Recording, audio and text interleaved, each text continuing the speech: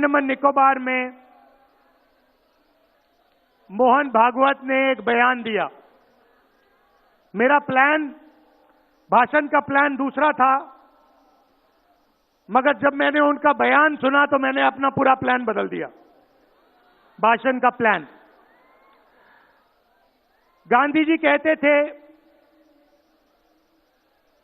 कि सत्य सबसे जरूरी चीज है। हमारे धर्म में सत्य को सबसे जरूरी माना जाता है। आपने सुना होगा सत्यम शिवम सुंदरम, सुना है? हमारे धर्म में कहा जाता है सत्यम शिवम सुंदरम। आपने सत्यमेव जयते भी सुना होगा, सुना है? अरे भाई, कांग्रेस के कार्यकर्ता हो, सुना है? अब मोहन भागवत का बयान सुनिए। विश्व सत्य को नहीं, शक्ति को देखता है। जिसके पास शक्ति है उसे माना जाता है। यह मोहन भागवत की सोच है, यह विचारधारा आरएसएस की है।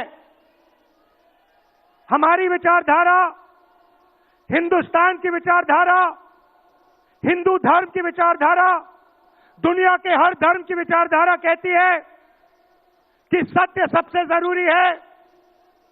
मोहन भागवत कहता है सत्य का कोई मतलब नहीं है, सत्ता जरूरी है। इस बात की लड़ाई हो रही है हिंदुस्तान में। भाइयों और बहनों, सत्य और असत्य के बीच में लड़ाई हो रही है। और मैं आपको इस स्टेज से गारंटी देके कहता हूं, आप देखना, हम सत्य को लेकर, सत्य के पीछे खड़े होकर नरेंद्र मोदी और अमित शाह को, आरएसएस की सरकार को हिंदुस्तान से हटाएंगे। वो वोट चोरी करते हैं, देखिए आपके सामने पड़ा है। वो वोट चोरी करते हैं। 10,000 रुपए चुनाव के समय, चुनाव हो रहा है, 10,000 रुपए वो देते हैं। उनके इलेक्शन कमिश्नर हैं, जिनके नाम अभी प्रियंका जी ने लिए, मैं भी ले लेता हूं। है ज्ञानेश कुमार, डॉक्टर सुखबीर सिंह सांधू, डॉक्टर विवेक जोशी। याद रखिए, याद रखिए, ज्ञानेश कुमार, सुखबीर सिंह सांधू, विवेक जोशी। ये जो सत्य और असत्य की लड़ाई हो रही है, इलेक्शन कमीशन बीजेपी के सरकार के साथ मिलकर काम कर रहा है। और इनको जितनी भी इम्यूनिटी देनी है दे दो।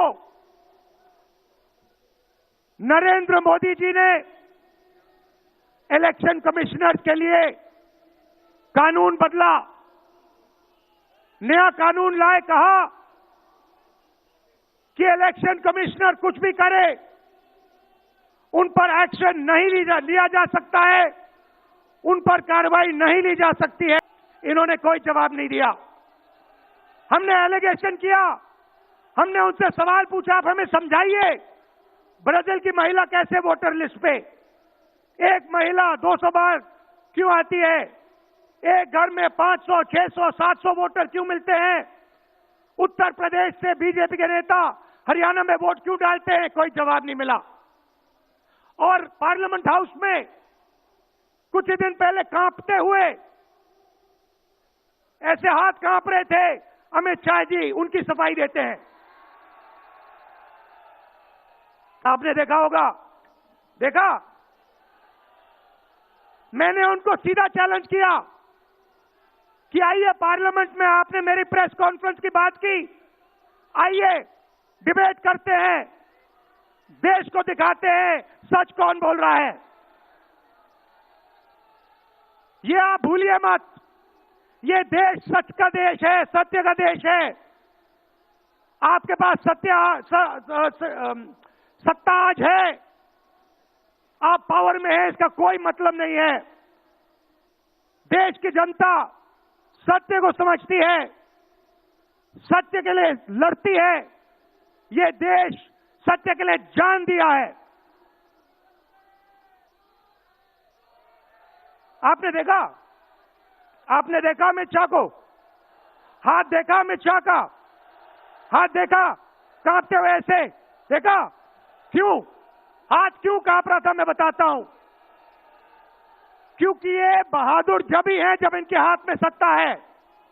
जैसे ही इनके साथ से सत्ता निकलेगी, आप देखना इनकी बहादुरी कहां जाएगी। देश दुनिया की ताजा खबरें और वीडियोस के लिए अभी डाउनलोड करें पत्रिका ऐप।